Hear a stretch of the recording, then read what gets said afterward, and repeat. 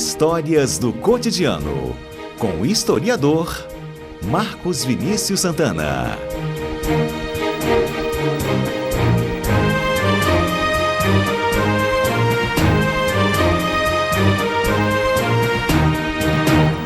Três horas e 28 minutos, já estamos de volta agora com Marcos Vinícius Santana aqui no estúdio. Boa tarde, Marcos, bem-vindo por aqui. Boa tarde, Johnny, boa tarde, povo aqui do estúdio, boa tarde, nossos ouvintes. Segunda-feira, hoje eu não estou de ressaca. Que bom. Ontem foi mais tranquilo, apesar de ter rolado Feijoada da Piedade. Um abraço para a comunidade da Piedade, que fez um belíssimo evento. Bombou. No Gordinho da Praia do Canto, lotadíssimo. Serginho Meriti, Kleber Simpatia, a turma toda dando aquele show. E firmando aí o início não, que as escolas já estão se preparando há um tempo, né? Mas firmando aí o evento que dá o pontapé inicial para os festejos do Carnaval. Isso que eu acho muito legal, Marcos, assim, Johnny. Como que a gente percebe que essa mobilização do Carnaval, talvez a princípio a gente olha assim, Carnaval, janeiro ali, se preparando para fevereiro, mas tem toda uma preparação antes, né, Marcos, assim, das comunidades realmente, de um trabalho de um ano todo até para chegar propriamente no dia do desfile, né? Exatamente. Tem escola que passou a quarta-feira de cinza e já está pensando no Carnaval do ano seguinte, ou já está até com algumas coisas definidas. E essa preparação, com o passar do tempo, ela vai aumentando, né? E fazendo com que esse ciclo seja quase que o ano todo. Porque quanto mais tempo passa, mais demanda tem, mais criterioso fica o desfile, maior fica o desfile, e aí demanda mais tempo. E as escolas estão se organizando para isso. Já teve feijoada da MUG, já teve feijoada da Jucutuquara, acho que não teve ainda não, mas não é a primeira feijoada que está tendo. Então as escolas já estão nesse ciclo, ainda vai ter Jucutuquara, ainda vai ter Pega no Samba. Então nós estamos aí já em clima de carnaval há muito tempo. E já vai intensificando, né? Agora começa a ter quase toda semana em alguma toda quadra. semana, né? Porque a partir do momento que as escolas escolhem os seus sambas, né? Você primeiro escolhe o enredo, que é o tema, depois as pessoas fazem uma música em cima daquele tema, e para escolher essa música existe uma disputa, vários compositores se confrontam, né? E aí, diante disso, a partir do momento que é escolhido, até o carnaval ele é cantado semanalmente, às vezes até 2 ou 3 vezes na semana. E eu tenho Lá uma na curiosidade de hoje. Só temos que ir pro repórter CBN. Daqui a pouquinho você volta e não é para nem falar de carnaval, nem outra coisa. Mas a gente fala rapidinho e depois a gente muda de assunto. 3 horas e 33 minutos, estamos ao vivo com Marcos Vinícius Santana, nosso comentarista que traz histórias do cotidiano para a gente ouvir, ter conhecimento.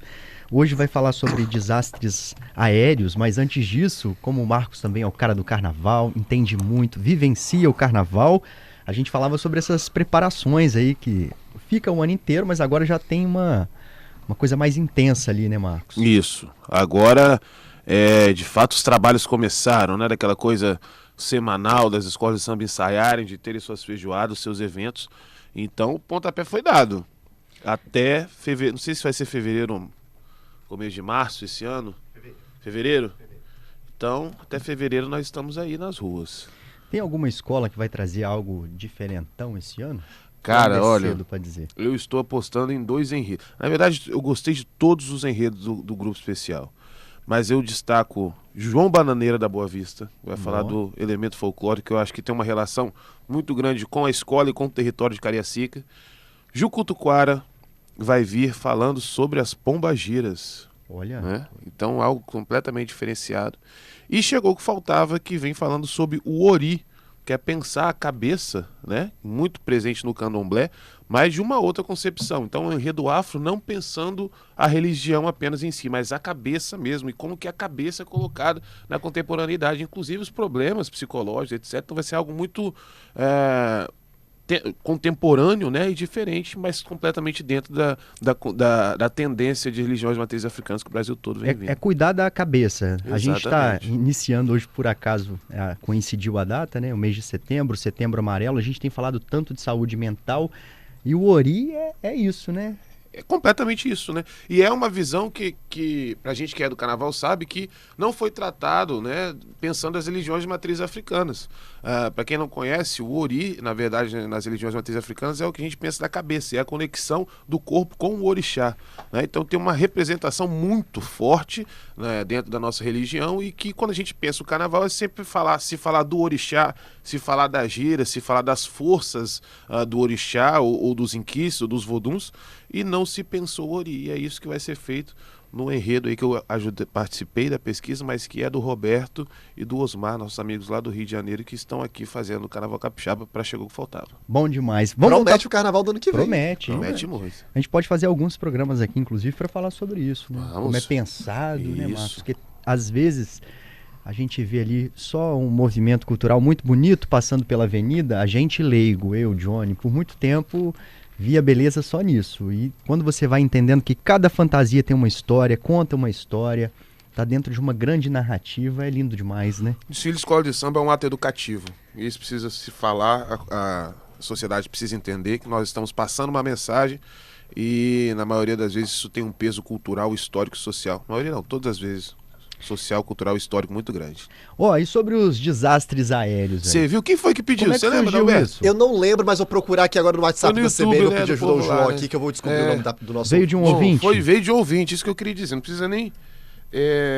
se tiver difícil, precisa procurar muito não, Alberto. Mas só para dizer para os nossos ouvintes que não foi do nada. Né? Foi um ouvinte nosso que pediu, porque ele citou um desastre aéreo que aconteceu em 62. Curiosamente, é o maior, né, da nossa história, um dos maiores do Brasil, assim, em número de mortos, né? Eu separei dois, porque são vários, realmente são vários que aconteceram na nossa história. Eu trouxe dois pra gente conversar sobre, porque eu acho que são dois que estão, assim, relativamente presentes na memória do capixaba, porque tem um relativo tempo que aconteceu, né? Um na década de 50 e outro na década de 60. Aí o primeiro aconteceu na cidade de Castelo, em 1955. Era um avião que saiu do Rio de Janeiro e ia direto para Salvador. Né? O nome dele era Tamoio. De uma como é que companhia aérea que se chama, né? Chamada Cruzeiro do Sul. Era famosíssima no Brasil. Ela, acredito, entrou em falência, né? E ela sai do Rio de Janeiro, direto para Salvador, e tinham 13 presentes entre tripulantes e passageiros. E aí, quando chega perto de Castelo, né, numa cadeia montanhosa conhecida como Forno Grande, ele choca-se com uma elevação e acaba caindo, e todos os presentes acabam morrendo, né? Acredita-se que isso tenha acontecido. Por muito tempo se falou por causa da idade do piloto, que ele tinha menos de 30 anos, mas na verdade o que provavelmente aconteceu é que aquela cadeia montanhosa não estava registrada nas cartas náuticas, né? Então ele não tinha uma referência daquilo ali, apesar de que aquela rota não era para ser feita, porque inicialmente ele saiu do Rio de Janeiro, iria parar em Caravelas, talvez em Vitória, mas parar em Caravelas para seguir para Salvador. Então a rota de passar por Castelo não era para ter sido feita para aquele local, e aí acaba chocando-se, né, com uma cadeia montanhosa caindo, e aquilo ali foi um choque muito grande na cidade para a época. Primeiro que aconteceu no dia do padroeiro da cidade, então a cidade estava em festa, né? Um dia anterior, aconteceu no dia anterior, mas o resgate aconteceu no dia do padroeiro da cidade, que é Santo Agostinho, e criou-se uma mobilização muito grande, e a gente, todos os cantos do país, né, para ir para lá para poder registrar, repórteres, etc. E os corpos, assim, ficaram num estado muito deplorável, natural de um desastre aéreo, e as pessoas iam para lá para saquear as coisas também. Meu Dizem Deus, que isso roubaram faqueiro, né, coisas de prata, etc. E dizem que até hoje eles procuram um motor que ficou lá jogado. Recentemente fizeram uma expedição, as pessoas lá de Castelo subiram para tentar para localizar. tentar achar o motor que estava lá. Os pedaços do avião, alguns ficaram até em exposição. Lá tem um lugar chamado Fazenda Castelo, né, que é um casarão colonial, então como se fosse uma espécie de museu mesmo. E ficou por um tempo lá exposto a hélice do avião, e o motor tá lá até hoje, não sabe onde está. Tem gente que acharam coisas com joias, e alguns moradores que sumiram, que saíram da cidade, disseram que eles foram para lá, acharam maletas de joias e ficaram ricos e sumiram. Então criou-se assim uma espécie de lenda em torno desse acidente de Castelo, né, que aconteceu em 1955. O segundo que eu trouxe também foi pela Cruzeiro do Sul, em 1962, isso é o mais famoso. Ele saiu do aeroporto de Santos Dumont. Na época, a cidade do Rio de Janeiro se chamava Guanabara, né? Que era o estado federal. E na hora que ele está pousando aqui no aeroporto de Vitória, ele acaba batendo numa árvore de eucalipto. com 40 metros de altura. Isso perto do aeroporto já. Já pousando. O avião estava pousando. E aí o avião pega fogo, uma bola de fogo. Também a cidade toda vai lá, né, para o entorno para ver como é que estava aquilo, o que estava acontecendo. Houve saques também. E aí quando a gente pesquisa as histórias, tem alguns relatos que as pessoas... Gente, eu não sei qual seria a finalidade disso. Peço até perdão de estar rindo. Mas gente que diz que existiram saques de corpos. Meu Deus! Pessoas saquearam os corpos, gente. Pra que levar corpo? E foi até o Mário falou que o pai dele, ele é da região de Goiabeiras, né? Que falava que era possível passar por ali e você ver pedaços de corpos. Que realmente... E eram corpos... Se espalhou por se toda a espalhou região e eram ali. corpos carbonizados. E a grande tristeza disso é que o avião ele caiu, ele pegou fogo e aí, por exemplo, membros do corpo de bombeiros, eles falavam que eles conseguiram chegar quase dentro do avião e eles ouviam os gritos das pessoas pedindo socorro. Só que eles não podiam ficar lá porque, né, aquela fumaça é tóxica, então eles não conseguiram chegar com o aparato necessário para poder apagar as chamas. Então se conseguia ouvir as pessoas gritando, ele teve que sair de lá para não morrer. Foram 24 mortes, infelizmente, e aí, né... E dentro da área do aeroporto, assim, dentro da né? área do aeroporto, ali Chegando, é onde... entre onde hoje é o shopping e o aeroporto de fato, né? Isso aí ficou muito presente realmente na memória da cidade. Dizem que o comércio... Foi decretado 3 dias de luto, o comércio abaixou as portas por um tempo, porque realmente foi algo assim que mexeu muito com a cidade, mexeu muito com o país. E curiosamente 3 pessoas ainda sobreviveram. Uma delas não teve ferimento nenhum, outra teve ferimentos leves e a terceira veio a morrer depois na Santa Casa de Misericórdia. E o mais curioso disso também, que algumas pessoas iriam pegar esse avião e desistiram, porque estava tendo Brasil e Paraguai no Maracanã, e aí eles falaram, não, vamos pegar o avião de amanhã. E não vieram. Já uma outra pessoa, isso aí eu vi num comentário no grupo de história do Facebook, que não pegou o avião no dia anterior porque choveu muito, e aí pegou nesse dia. E infelizmente faleceu na aterrissagem. Sempre tem uma história dessa, alguém Sempre que tem, perdeu, que foi impedido de entrar na aeronave. E que conta esse depoimento sempre depois, né? Tipo assim, É. eu estava para ir... e Imagina a por alguma cabeça sorte- dessa pessoa vendo o que aconteceu com aquele voo que ela não entrou, né? E aí esse voo entra assim para a história do Espírito Santo como um todo, né? E assim, quando a gente pensa a região, o Espírito Santo mesmo no geral, acontece muito.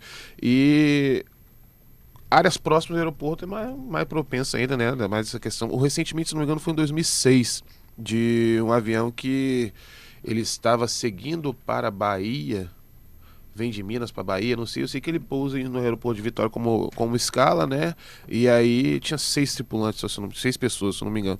E aí ele cai na área de Jacaraípe. O que o Mário falou na semana passada foi em 92.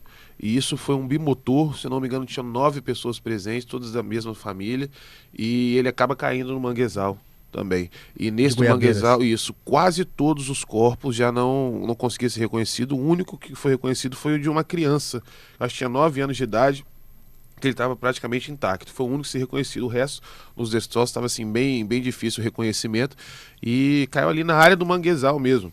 Que foi o que o cachorro do Mário, o Scooby, chegou lá antes de todo mundo, que ele correu pra lá. Olha, E então Scooby... tem uma história envolvendo o Mário, por isso que ele se Exato, lembra tão bem, por isso né? que ele se lembra tão bem. E o Scooby já tava lá. E infelizmente, assim, são fatalidades que acontecem e que é necessário dizer sempre, com o passar do tempo, o avião vem se tornando o meio de locomoção mais seguro possível, né? Porque são uma série, assim, de técnicas e de procedimentos que fazem com que você voe seguramente. E é por isso que, felizmente, a gente pode falar que isso faz parte da nossa história. Porque naquela época, igual, por exemplo, esse de Castelo, na Carta Náutica, hoje isso é praticamente impossível de se acontecer. Porque a gente tem de GPS, né, de reconhecimento de solo, etc. É praticamente impossível de acontecer, mas que são elementos que estão presentes na memória e na história da cidade, do estado, e que vale a pena a gente relembrar. Né? Esse que você lembrou aí, ó, que uma pessoa sobreviveu, não, 3, né? No aeroporto de Vitória. Duas sobreviveram, uma veio a morrer posteriormente na Santa Casa de Misericórdia. Me lembrou de um acidente grave que aconteceu esse ano na Índia. Até dei uma pesquisada aqui, 241 pessoas morreram, foi em junho. Sim. Esse avião caiu e uma pessoa sobreviveu, apenas uma pessoa, imagina. E ele não estava em um lugar em que só ele estava ali. Não, ele estava no meio de todo mundo que acabou morrendo no acidente. Chama muito a atenção, livramento, né? Como a gente costuma dizer quando acontece uma coisa dessa. Os especialistas dizem que não existe lugar mais seguro no avião, né? Infelizmente, quando acontece a fatalidade, é aquela coisa da física mesmo. E a pessoa sobreviveu, não. Você falou aí de ser seguro demais, né? Um meio de transporte muito seguro. E por isso que costuma ficar muito na nossa cabeça, né, Marcos? Eu não sei se você se lembra do dia em que o avião dos Mamonas Assassinas caiu. Não, era muito pequeno. Eu tinha 2 anos de idade só. 2 anos. 2 anos, 2, 3 anos. Mas eu, obviamente, como historiador e curioso, ouço muitos relatos das pessoas falando que foi realmente um dia que o Brasil entristeceu, né? Sim. 1996. 95. 95, então, 2 anos, eu ia fazer 3 anos. E aí não lembro muito não, mas realmente as pessoas, assim, foi um dia que ficou marcado de uma forma...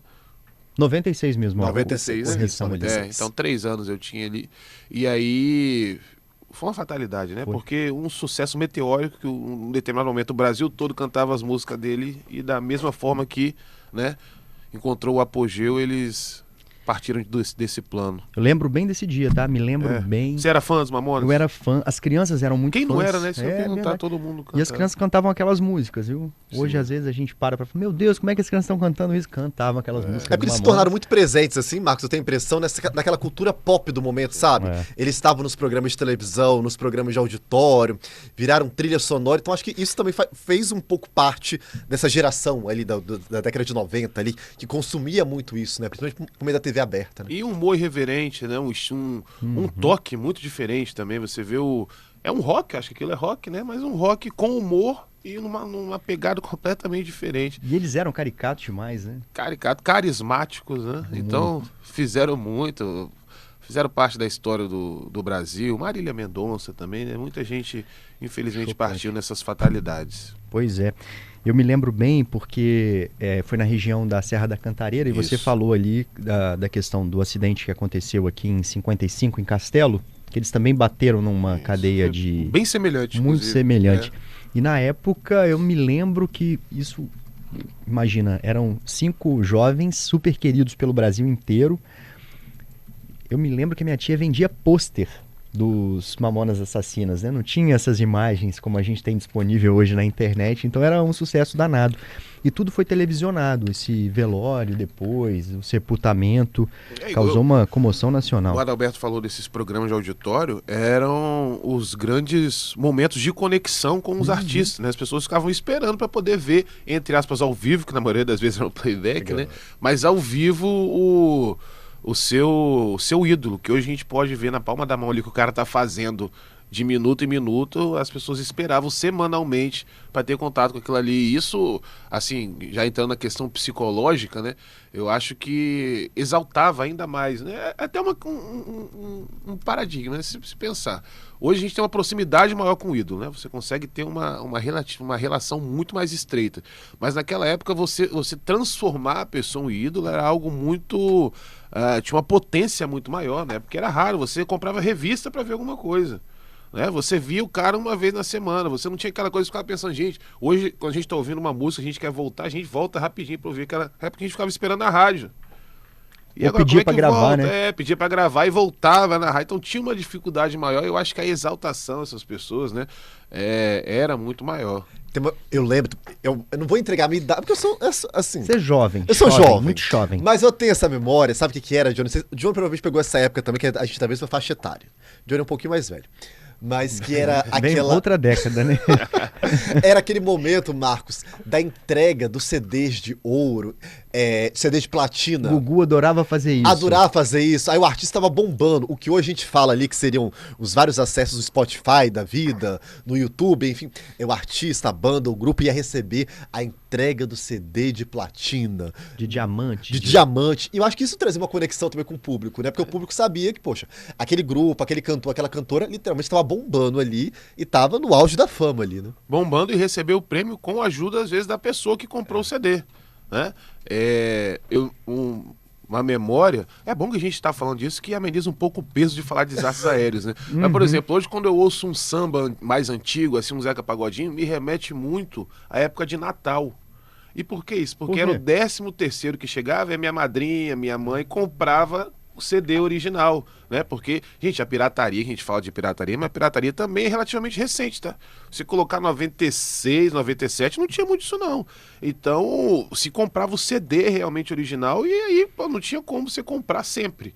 Então, esperava sair o 13º, comprava e quando chegava Natal, aquele CD repetia, quase que furava no carro ou no negócio, né? Então, pô, quando eu... Água da Minha Sede, esses clássicos, Pagodinho, Jorge Aragão, me lembra muito o Natal por isso, essa relação que a gente tinha do comprar o CD físico, né? Eu acho que essa coisa da pirataria também tem muito a ver com o valor do aparelho. É, Antes do aparelho de DVD, o disco cassete, por exemplo, costumava custar uma fortuna. E aí depois vem o CD também, o aparelho, né? O que toca DVD, que toca CD, que também era muito caro, né? o CD, e na verdade também, um aparelho que hoje praticamente não se fala, era o gravador de CD que era caro. Então Nossa. você ter o gravador de CD pra pessoa piratear era complicado. E eu lembro que era R$5, R$10. Você tinha um VD, você tava na praia, passava, a gente fazendo apologia à pirataria aqui. Era. Mas isso fez parte da sociedade brasileira, não tem como omitir. E muita gente que não tinha condições teve contato com a música através da pirataria, isso é um fato. Né? Então são coisas assim que fizeram parte da nossa história e que a gente vai evoluindo, mas que a gente guarda na memória com todo carinho. Agora hoje tá tudo tão disponível, né? Você falou aí da questão do artista, você vai lá na página dele, você sabe o que ele almoçou hoje, é uma forma de manter essa conexão, né? É uma conexão, ela tá mais estreita, né? Mas da mesma forma também, hoje a gente tem uma pluralidade maior de ídolos. Né? Você consegue criar ídolos com uma facilidade maior, porque você tem mais conexão com coisas que você admira. Então hoje você pode admirar um escritor ou até um próprio blogueiro mesmo, que antigamente você não tinha conexão. Então o nicho de ídolos era mais estreito. Hoje ele está aí, uma gama. Eu sou ídolo de uma pessoa que vai nos bares e botequins do país mostrar como são os botequins. Eu não sou fã ele vai nos bares e botequins mostrando a gastronomia raiz de cada botequim. Eu sou fã desse cara. Na década de 90, dificilmente, se ele não tivesse um programa de televisão, conseguiria ser fã e consumir esse conteúdo. As empresas de mídia escolhiam, né? Os cantores da época. Exatamente. Enfim, você tinha ali um número de sertanejos que cantava rock. Hoje você tem... Nós trazemos aqui no CBN Cotidiano, sexta-feira, No Toca Aí muitos Capixaba. artistas no Toca Aí Capixaba e artistas extremamente nichados que têm ouvinte aí das músicas em todo lugar do país, enfim, que consegue se conectar, o que você falou pra gente. Exatamente. Então hoje a gente tem mais conexões, mais ídolos e mais, digamos, elementos que trazem felicidade e boas memórias pra nós. Gente, e só pra finalizar aqui, me veio a memória afetiva agora. Daqui a pouco Eu você vai tenho falar a certeza sua que idade, Aldaberto. eu tô praticamente entregando a minha Tá idade. quase entregando. Vai ter ouvinte da minha faixa etária que vai lembrar disso. Eu adorava. Era aí, Johnny, aquelas... Vou falar o nome da loja aqui, porque enfim, pra dar o contexto. Era Laser. Laser discos. Laser disco. Você conseguia ouvir lá. Tinha o totem pra você ouvir o CD lá. Exatamente. E, Adalberto, você realmente, hein? Isso daí me pegava demais. Eu adorava que eu ia pra esse totem pra ouvir a música. E aí, se eu gostava, aí eu virava pro meu pai, pra minha mãe e falava assim: nossa, quero levar esse CD. E nessa época eu colecionava, Marcos, CDs de trilhas de novelas. Sim, E muito tá- bom, inclusive, hein? Eram ótimos. Aí a novela tava no ar, eu ia lá pro totem me achando, ouvia lá, eu falava, eu quero levar esse CD. Então, assim, eu tenho memória afetiva totalmente dessa época. Acho que é daí também que eu criei uma relação com música, que eu virei um apaixonado por música. Sim. Mas eu tenho essa memória afetiva, eu entreguei minha idade. Adalberto, tô achando que você é década de 70 quase, hein? Eu acho que eu tô um pouco assim nessa vibe. Pra pegar o totem da Laserdisc, mas eu peguei também. Vou fazer justiça. Eu sou, no começo da década de 90, também peguei o totem da Laserdisc. E era realmente isso, né? A dificuldade de você ter contato com a música, você chegava lá, pô, LP. Mas isso também cria-se hoje o colecionador. Eu coleciono não, né? Porque acho que colecionar é algo muito forte. Mas tenho lá, sempre que eu posso, compro um LP, um CD, porque representa aí a nossa memória, esses bons momentos que nós vivemos, né? Você sabe que esse lugar aqui, como é que se chamava aqui? Laserdisc. Laserdisc. Laser Na minha Discs. cidade, lá em Juiz de Fora, tinha o Planet Music. Planet Music, né? Planet E Music tinha também esse totem, isso tudo. Tinha, você entrava e tinha lá pra você ouvir com fone de ouvido. Isso, era isso mesmo. Eram uns 3 totens. E aí tinha umas prateleiras com um monte de CD, uma área de café. E era um lugar agradável de encontro. E aí, de repente, o CD acaba assim, esse boom.